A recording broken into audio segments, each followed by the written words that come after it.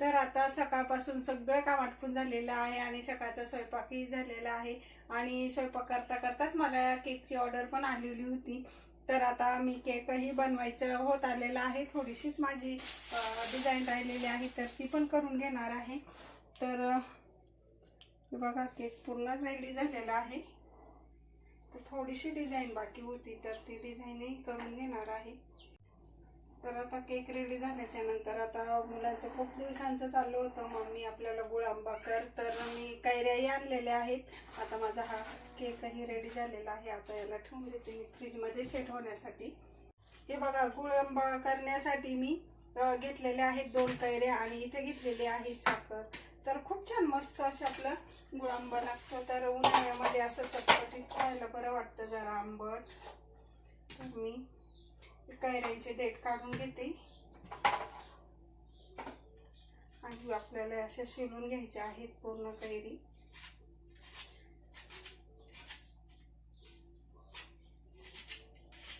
आपण स्टोर करून ठेवू शकतो।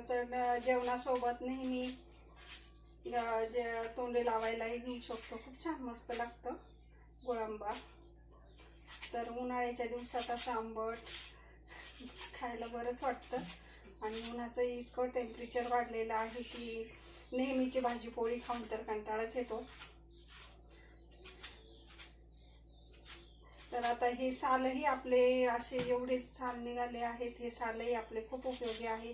तर हे सालही आपण वाळून मिक्सरमध्ये बारीक करून याचं सरबतही खूप छान मस्त सरबत होतं।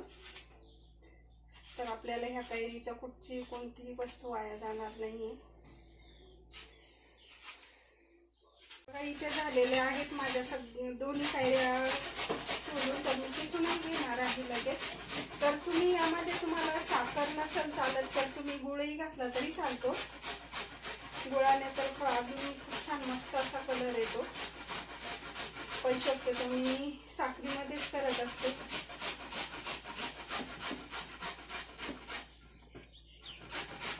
तर दोन्ही कैऱ्या मी अशा प्रकारे किसून घेणार आहे।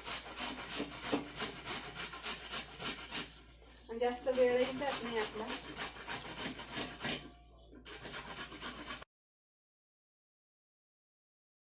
हे बघा अशा एवढ्या झाल्यात माझं पूर्ण दोन्ही कैऱ्यांचं किस।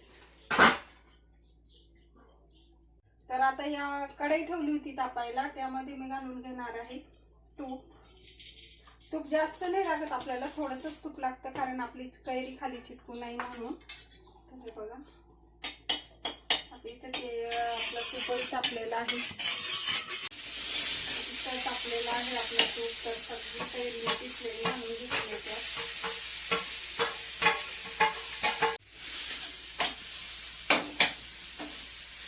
2-1 मिनिट आपण असंच ठेवू आणि त्यानंतर त्यामध्ये आपण घालून घेऊ थोडीशी साखर। आता झालंय थोडीशी कैरी परतून, तर आता त्यामध्ये साखर घालून घेत आहे चवीनुसार। तुमची कैरी आंबट असली तर थोडी जास्त साखर घाला।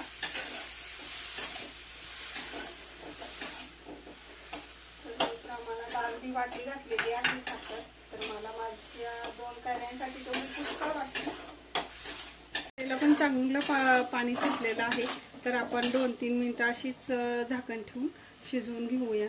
तर आता आपल्या साखरेला छान मस्त असं पाणी सुटलेलं आहे। तर 2-3 मिनिटं आपण याच्यावर झाकण ठेवून घेऊ आणि नंतर बघूया आपली कैरी कशी होती गुळ आंबा आपला। बघा झालेत 6-7 मिनिटं झालेले आहे। तर आपला गुळ आंबाही मस्त छान असा इथे रेडी झालेला आहे आणि कलरही बघा किती छान मस्त आलेला आहे। तर मुलांना चपाती सोबत खूप छान मस्त खायला लागतो। तर आता गुळ आंबाही तयार झालेला आहे। आता लाईटही जाणार आहे तर टाकीमध्ये पाणी भरायचं आहे। तर आमच्या टाकी काल पाणीच भरलं नव्हतं कारण मला टाक्या धुवायच्या होत्या। तर आमच्या टाकीमध्ये इतका छान मस्त असा खेकडा पण आहे आणि एक छोटासा मासा पण आहे। चला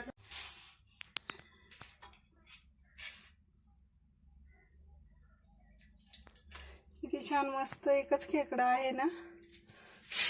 तर खूप दिवसांपासून त्यामध्ये ठेवलेला आहे आम्ही कारण टाकीमध्ये शेवळ वगैरे काही होऊ नये म्हणून। आणि एक मासा पण आहे छोटासा।